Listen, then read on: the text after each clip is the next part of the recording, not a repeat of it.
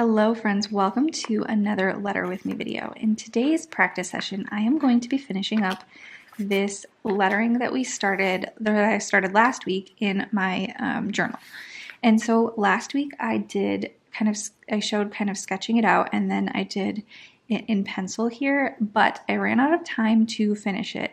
So instead of just pushing myself to keep going and going way over the little time limit that I have set for myself, I decided to just come back to it today, because the whole point is practicing a little bit every day and just giving myself 10 minutes to practice. And so I just thought that I would use this as today's video. So if you have something you want to catch up on, whether it is that quote from last week, or you wanted to just sketch out another quote, maybe you have some words that you wanted to practice, or you just wanted to open up your hand lettering journal and just practice, whatever comes to mind. That's kind of what I'm going to be doing today.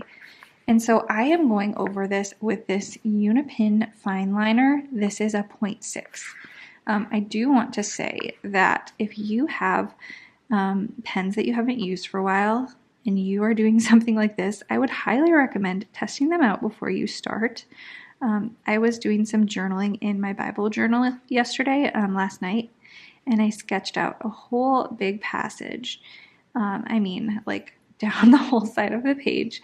And then I went to go over it like this with a fine liner, and I grabbed a Micron pen that I had in my little basket where I keep some of my craft stuff. I suppose these days it would be called like an analog basket, but I have a little basket where I keep like a book, a notebook, some pens, some crochet supplies. And so I had a Micron pen in there, and I got to tracing over my pencil marks.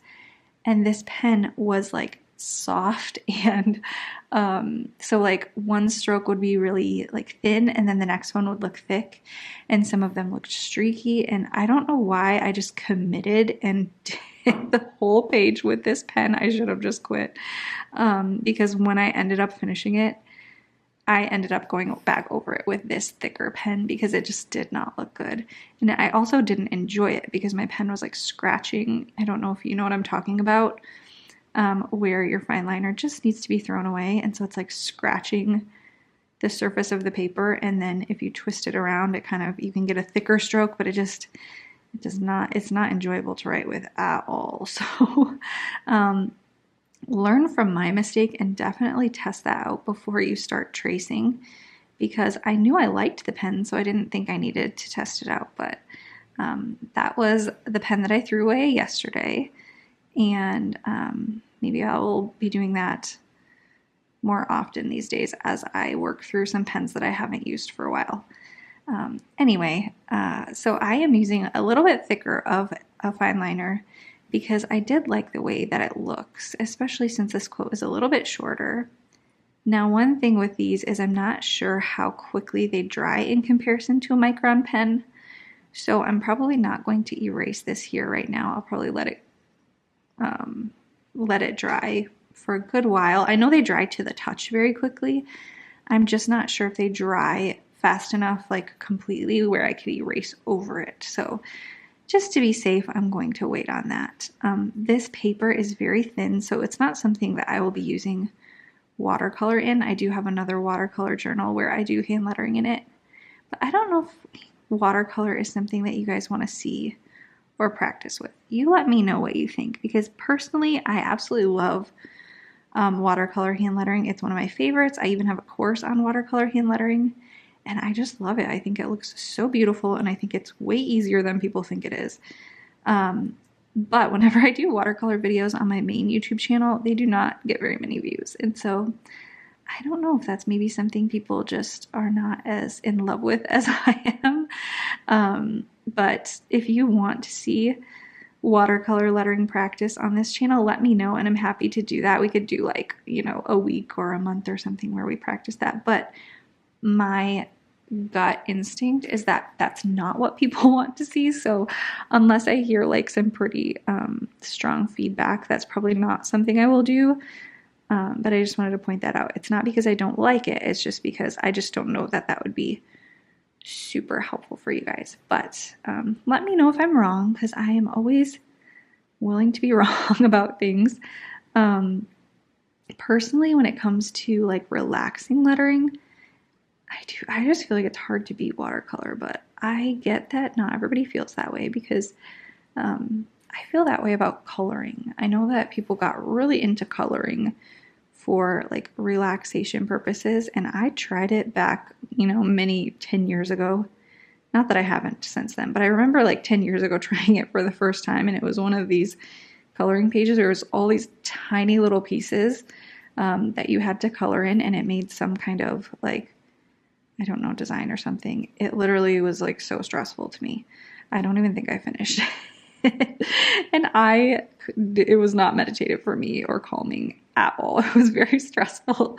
It like caused me stress just trying to color in this page. So I get it. We do not all have the same interests when it comes to what brings us calm in our crafting.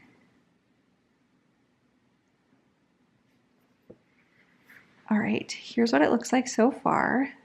I'm trying to decide if I should go ahead and use this one or if I should use a thinner fine liner. I think I'm just going to use this one to make it super simple. We are not trying to overcomplicate things, right? The goal here is just getting it done. Done is okay. It doesn't have to be perfect. And you know what? Here's the thing. I don't think I really thought about this before, but it's going to be simple and you guys are going to think it's funny that I'm even pointing this out. But one thing that kind of dawned on me this week is that we can always redo it. Like, I know this is a finished piece, and so obviously this is done. I'm not going to redo this. But the quote that we are doing at the end of this week, or that I'm doing at least, I have already done it before, and I was kind of looking through my iPad, and I saw it, and I didn't totally love how it looked. I had done it a couple years ago, and so I was like, let's just redo this quote. And so I hand lettered it a few different times, kind of over and over again, until it looked like something that I really liked. And that is what I'm going to use for a practice quote this Friday. And so even if I did this whole thing in my journal and don't really like how it looks, I can still redo it. That's totally fine. Oh, and look at this. Remember how I said I wasn't sure how fast these dried? I can see it streaking a little bit. Just a second, I'm going to show you something. If this happens to you, first of all, this is good to know about this pen, because this probably wouldn't have happened with other types of pens. And I must have just dragged my hand across it. So if this happens to you with this or dip pen hand lettering especially, this is called a sand eraser, and it is really good for kind of getting these little markings out. So it's not actually erasing, I don't think. I think it's actually kind of filing off the top layer of the paper. So you do have to be careful with it. You don't want to just like drill a hole into your paper, but it can work to lighten things up enough. I usually don't go like too crazy because, like I said, I don't want a hole in my paper. But if you just have a little bit where you kind of need to touch it up, it is really helpful for that. So I just keep this with my hand lettering stuff, and that isn't too bad. Now, I'm definitely not going to erase, so this doesn't look as clean as it will once I get all the erasing done. You can see there's some pencil markings coming out of here, so this will look better once I erase it, but I will show you that maybe another time when I use this journal. I can flip through to show you. So yeah, now I am done with this page in my journal, and I will just continue on with our practice for the rest of the week. So thank you so much for joining me, and I will see you tomorrow.